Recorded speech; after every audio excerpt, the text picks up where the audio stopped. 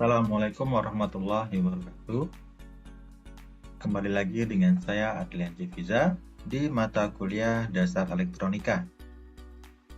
Pada video kali ini kita akan membahas terkait pengenalan Proteus ya, yang nantinya bisa digunakan oleh rekan-rekan mahasiswa semua dalam mensimulasikan rangkaian-rangkaian elektronika.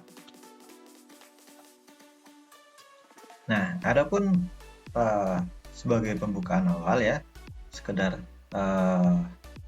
pengenalan awal terkait Proteus itu merupakan sebuah perangkat ya yang digunakan untuk mensimulasikan elektronik yang digunakan untuk merancang dan memprototipkan sebuah rangkaian elektronik. Dengan Proteus, kita dapat membuat skematik, mensimulasikan, serta mencetak PCB untuk proyek elektronika Anda. Nah, jadi Proteus ini akan kita gunakan dalam perkuliahan nantinya ya untuk membuat simulasi dan menguji coba rangkaian yang harus kalian kerjakan nantinya. Namun sebelum kita mulai praktikum, kita harus mencobakan di Proteus terlebih dahulu. Nah, apa itu Proteus ya? Proteus itu merupakan sebuah aplikasi simulasi elektronik ya, yang memungkinkan kita untuk mensimulasikan rangkaian elektronika sebelum membangunnya secara fisik ya. Jadi biasanya kita sebelum membuat sebuah rangkaian elektronika ya, agar rangkaian itu teruji dengan benar ya, kita perlu melakukan simulasi menggunakan beberapa aplikasi, contohnya yaitu Proteus. Yang kedua sebagai aplikasi untuk pencetak desain PCB ya. Jadi sama seperti untuk simulasi, dalam membuat layout PCB kita bisa menggunakan Proteus untuk membuat desain PCB yang akan kita cetak nantinya sebagai bentuk sebuah rangkaian elektronik. Lalu ada pemrograman microcontroller. Nah, jadi tidak hanya sebagai simulasi dan desain PCB ya, ternyata Proteus ini bisa digunakan untuk simulasi pemrograman microcontroller ya, dan nantinya bisa kita berikan codingan dan kita jalankan sehingga mendapatkan hasil sesuai yang kita harapkan. Nah, adapun fitur-fitur Proteus, yang pertama yaitu desain skematik ya, di mana alat desain skematik yang intuitif untuk merancang rangkaian elektronik. Yang kedua ada simulasi rangkaian ya, kemampuan simulasi untuk menguji dan menganalisis rangkaian sebelum dibangun. Dan yang ketiga pemrograman controller, microcontroller ya, untuk integrasi dengan berbagai jenis microcontroller untuk pengembangan perangkat keras dan lunak. Lalu kita bisa melihat manfaat penggunaan Proteus ya. Yang pertama pasti ada efisiensi waktu yang kita dapatkan ya dengan menggunakan Proteus, dengan memungkinkan kita untuk melakukan pengujian dan perbaikan desain dengan cepat. Yang kedua, pengurangan biaya, di mana simulasi dengan prototyping sebuah rangkaian menggunakan Proteus dapat menghindari kesalahan yang mahal di tahap pembuatannya. Lalu ada pembuatan elektronika, di mana Proteus merupakan alat yang sangat baik untuk mempelajari dasar-dasar elektronika dan rangkaian. Lalu ada kolaborasi, di mana proyek dapat dibagi dan dikolaborasikan dengan mudah menggunakan Proteus.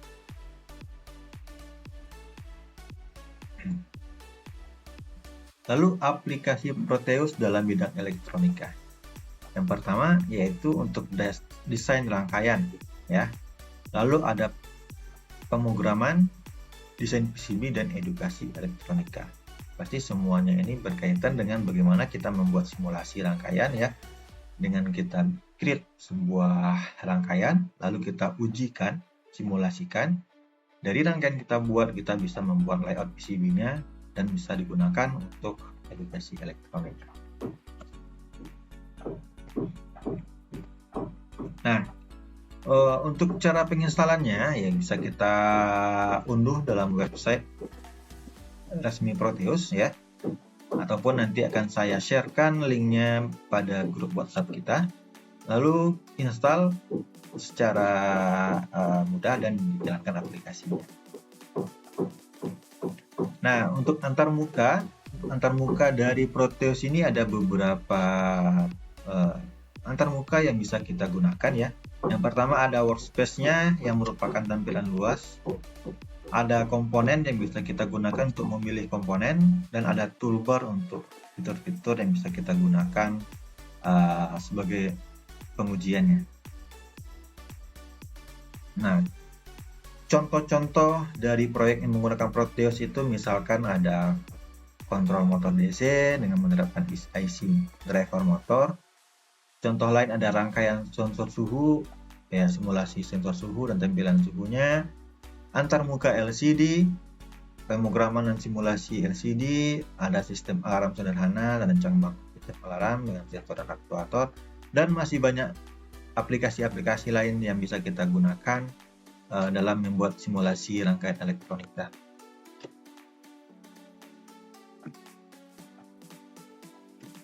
Oke, sekarang kita akan coba lihat aplikasinya ya. Kita masuk ke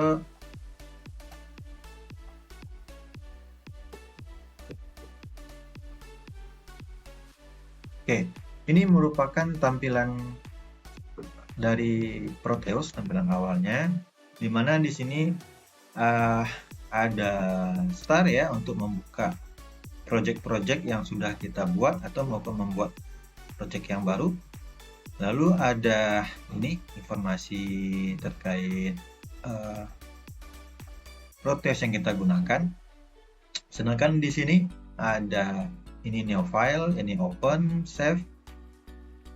Nah, ini untuk tools untuk skematiknya ya. Nanti bisa kita pilih tools mana yang akan kita gunakan. Contohnya di sini ada schematic capture untuk membuat schematic, PCB layout untuk membuat layout PCB, ada 3D visual,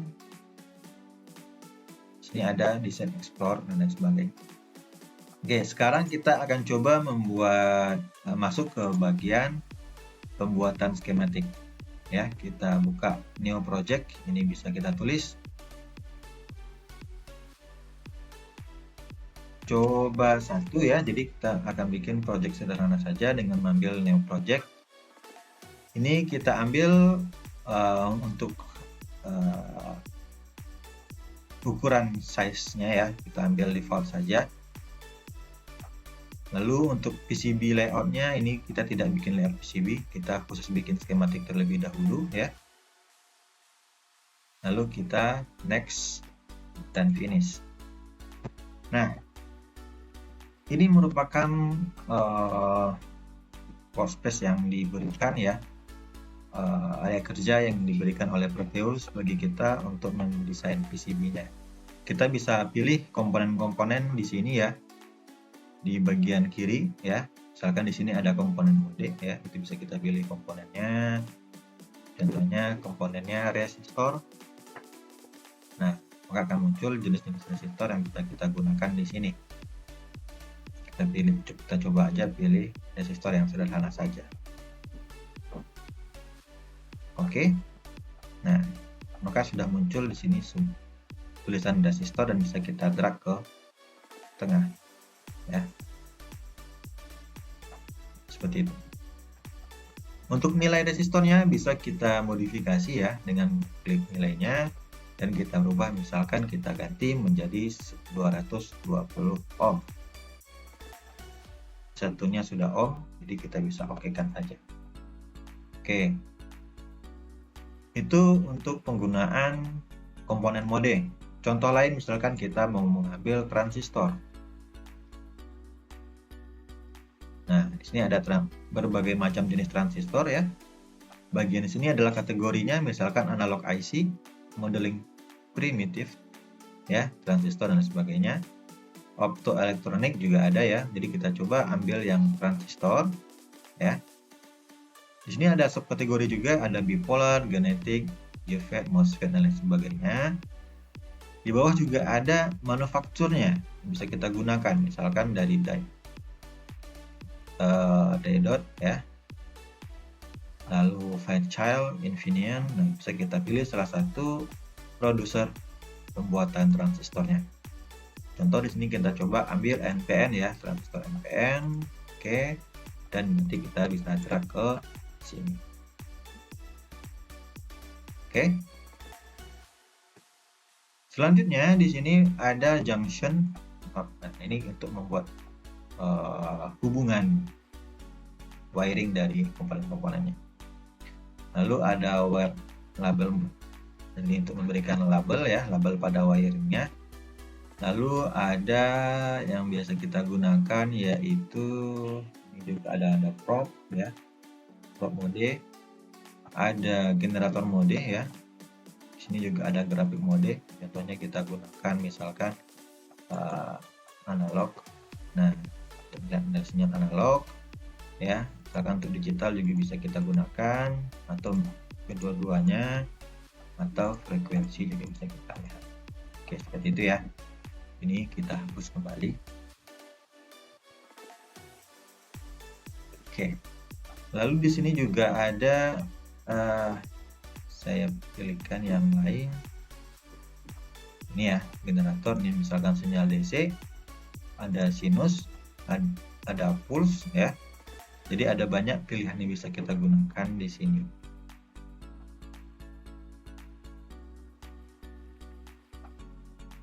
Oke. Nah, sekarang kita coba untuk mewiringnya, berarti tinggal kita hubungkan dari pin resistor ke transistor. Ini misal saja ya. Jadi tinggal klik di kaki komponen A dan kita hubungkan ke kaki komponen yang lainnya ya. Seperti ini. Atau jika kita mau menambahkan komponen yang lebih jauh, wiring yang lebih bagus, bisa kita klik di sini ya. Nah, jadi kita bisa memodifikasi dari rangkaian tersebut. Oke. Nah, oke, kita coba menambahkan komponen lainnya. Misalkan di sini ada dioda ya, dioda. Nah, dioda yang kita gunakan misalkan dioda bridge ya. Carilah komponen yang ada PCB preview ya, biar nanti ketika kita menggunakan PCB layout dia akan menampilkan gambarnya. Misalkan di sini kita menggunakan dioda bridge. Kita drag ke sini ya. Untuk resistornya perlu kita ganti ya dengan komponen yang memiliki PCB previewnya ya. Ini kita hapus. Jadi perlu diperhatikan untuk pemilihan PCB previewnya ya. Resistor. Nah, ini kan tidak ada, kita bisa mencari resistor yang lain yang memiliki PCB preview.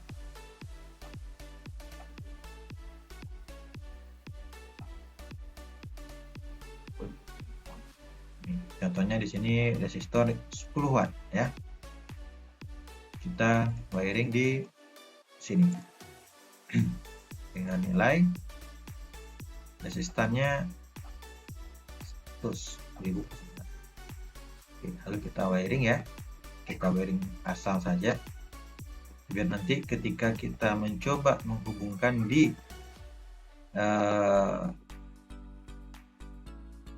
PCB layout, kita bisa melihat hasilnya seperti apa. Sekarang kita lihat di PCB layout ya. Nah, di sini bisa kita bawa ya komponennya ya. Komponen. Nah, ini komponen 1. Lalu kita tempatkan komponen R1. Nah, dia akan otomatis membuat wiring ya sesuai dengan jalur yang telah kita layout. Yang berwarna hijau merupakan wiring. Oke, semoga bermanfaat bagi kalian. Silahkan digunakan nanti sebagai penunjang perkuliahan ya. Terima kasih. Assalamualaikum warahmatullahi wabarakatuh.